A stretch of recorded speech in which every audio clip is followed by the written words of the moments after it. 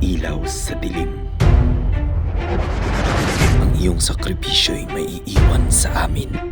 Para sa iba ay hindi sapat. Datapwat sila ay di karapat-dapat. Natamasain ang nararapat dito sa bayang hinihag. Ng galit at buot, hinanakit at sakit na hanggang sa kamatayan ay aking bitbit. Ave Maria Purisima Peccato Concebida. At sa balang kumitil ng aking buhay, masaya akong papanaw. Taas ko sa inyong isisigaw. Kabataan ang pag-asa ng bayan.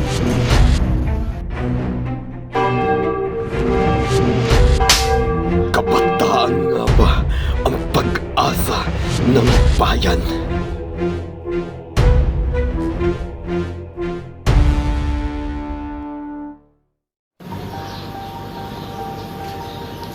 Marami pa rin sa ating mga Pilipino ay tila ba may kanya-kanyang manok. Pagdating sa tanong na, sino nga ba ang nararapat na pambansang bayani ng Pilipinas?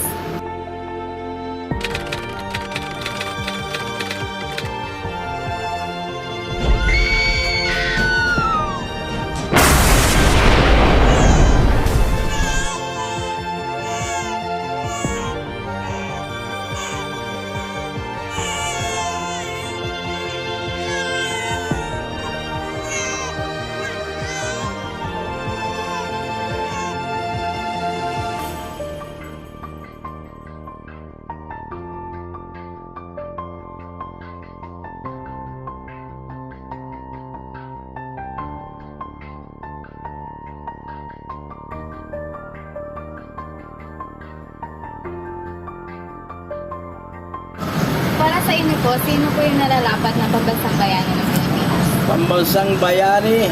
Opo. Para sa akin, lahat ng namatay dahil sa bayani.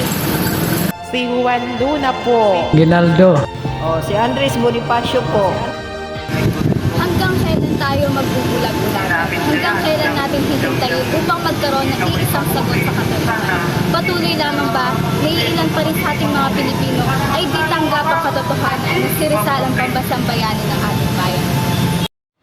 Ilang dekada na ang nakaraan at lumipas mula sa babaylan hanggang nalipat sa mga praile ang kapangyarihan. Sila ang naging banal-banalan.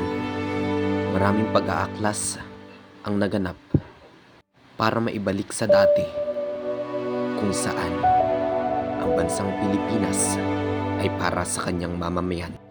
Ngunit dahil masyadong malakas ang puwersa ng mga Espanyol, hindi naging problema ang kahirapan, kundi ang hindi pantay na pagtingin sa mga Pilipino.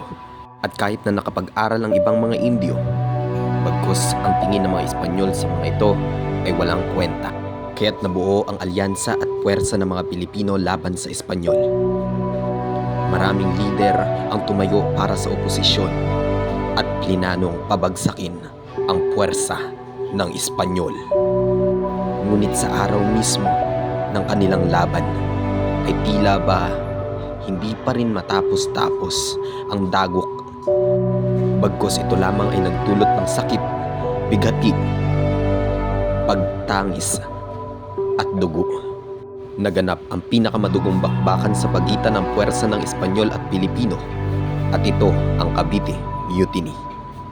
At dahil sa lakas ng puwersa ng Espanyol, napilitan ng mga Pilipino na sumuko, ngunit kahit na wala na silang kalaban-laban, sila ay pinaslang pa rin. Matapos ang bakbakan ay nadawit ang tatlong pangalan: Padre Gomez, Zamora at Burgos. At sa pamamagitan ng brutal na pagpatay gamit ang garote, nasaksihan ng mga Pilipino ang kalupitan ng mga praile. Ito ay nagdulot ng pangamba, takot, na tila ba naging busal sa mga bibig ng mga Pilipino at tinanggalan ng lakas ang bawat isa lumaban sa puwersang Espanyol.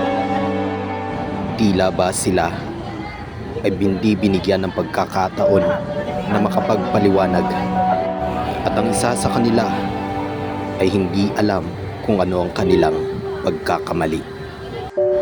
At matapos na sila ay paslangin, sabay-sabay na pinatunog ang kampana ng simbahan upang gunitain ang kanilang pagkamatay. Ito ay nag-iwan ng hikbi sa mga labi at luha sa mga mata ng mga Pilipinong nakasaksi ng parumaldumal na sinapit ng paring Gumbursa. Kaya ang taong 1872 ay ang taon na hindi dapat natin kalimutan.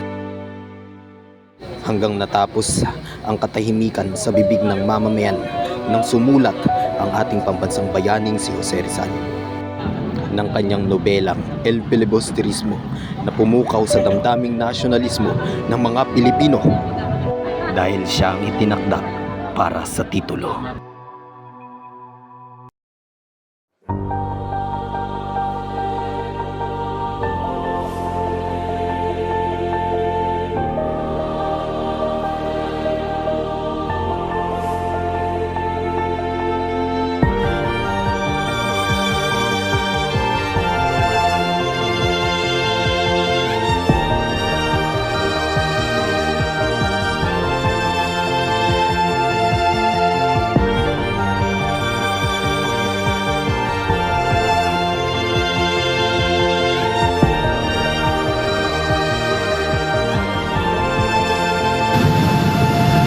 Si Rizal ba ay tatanggalan natin ang titulo?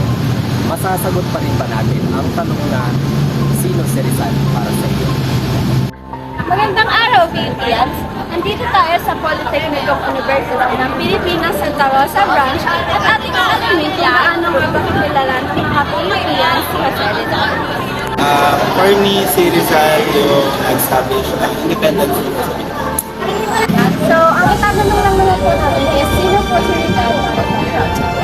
Rizal, ang person niya, yung gumamit namin ang reputasyon para maging isang sandata upang hawak sa iyo mga Pilipinas. Unang pananakop ng mga Espanyol, alam naman natin na napakahigpit. Si Rizal ang nagdulot ng kalayaan dito sa ating bansa. Yun lamang. Thank you so much po sa inyong dalawa. Rizal para sa akin, isa siyang titular na tao, isang titular Pilipino. Kumbaga, isa siyang tao na pinanganak dito sa Pilipinas, nag-aaral dito sa Pilipinas, at siyempre nagtrabaho dito sa Pilipinas.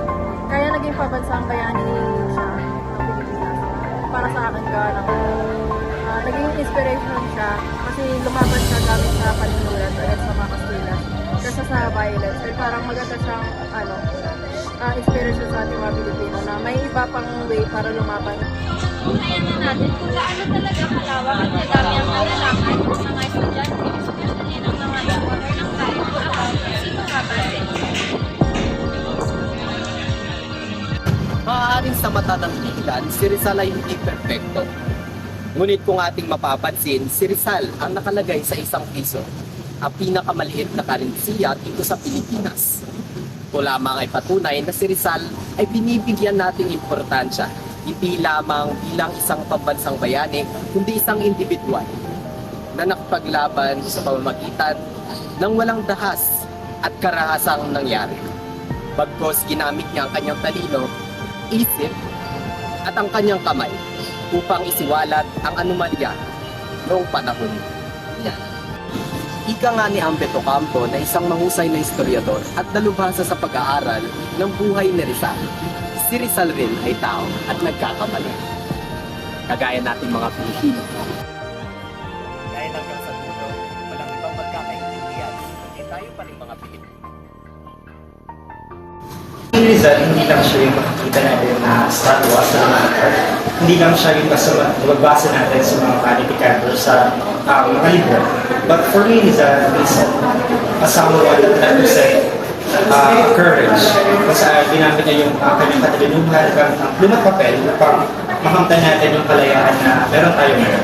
And Rizal taught me how to be someone patriotism na kung saan napapansin ko sa kabataan ngayon ang Pilipinang bawat. So I hope that the people will realize how to fight for our country, to love our country, and hindi naman hirap ang rin ng sa Philippines. So, thank you so much po, Mr. Sam Caligara.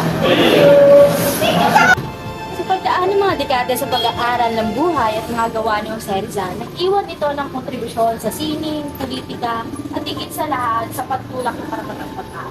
Ngunit hindi lamang dito nagtatapos ang kanyang mga nagawa at pinasok na rin ang mundo ng human resource management. Mula sa kanyang edukasyon sa Ateneo de Manila, patungong Universidad Central de Madrid, natutunan ni Dr. Rizal ang kahalagahan ng edukasyon at ang kaalaman sa pag-unlad ng karapatang pantao. Sa kasalukuyan ng pag-aaral ng Human Resource Management ay tungkol sa konsepto ng mga tao, kung paano natin pakikisamahan ng tao, tungkol sa diskriminasyon, tungkol sa pakikipagkapwa-tao, at protektahan ng mga tao upang tayo ay maging payapa. At tunay lang ang edukasyon, ang salamin ng bawat isa. Tama ka dyan, Rona. Ang mga tagapamahala sa Human Resource Department ay may kanya-kanyang tungkulin katulad ng pagsulat ng ating tungkulin at mga polisiya sa loob ng opisina. Sa mga manggagawa at kawani, katulad ng ipinaglalaban ni Dr. Jose Rizal sa kanyang nobela. Si Jose Rizal ay hindi lamang manunulat ng nalimitang at el filibusterismo, siya rin ang nagsiwalat ng mga issue tungkol sa kabulukan ng sistema noong panahon niya. At ang mga pagsisiwalat ng mga issue na yun ay naging gabay upang tayo ay mamulat at maging handa pa kung ano man ang mga paparating pa. At na naging gabay natin at magiging gabay pa ng mga susunod na henerasyon. Kaya si Rizal ay idolo ng inyong susunod pang mga. Ang determinasyon ni Rizal sa kanyang ipinaglalaban ay nagdala sa kanyang kamatayan. Sana tayong mga HR, ganun din ang ating katapangan.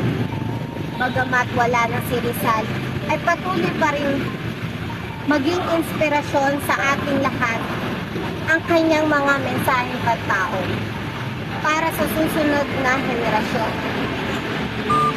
Kapir na tayo, Rizal.